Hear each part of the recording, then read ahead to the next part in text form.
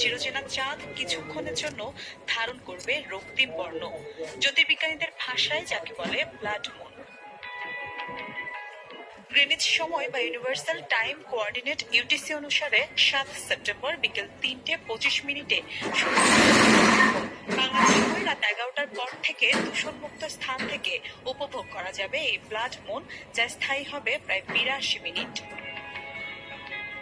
নাসার তথ্য বলছে, এশিয়া, অস্ট্রেলিয়া, আফ্রিকা ও ইউরোপের প্রায় ৬২০ কোটি মানুষ এই অনবদ্য দৃশ্যের সাক্ষী হবেন।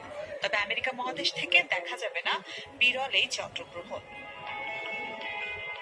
সূর্য চাঁদের মাঝখানে পৃথিবী এক সরল রেখায় চলে এলে পৃথিবীর ছায়া চাঁদের উপর পড়ে, আর তখনই হয় চন্দ্রগ্রহণ।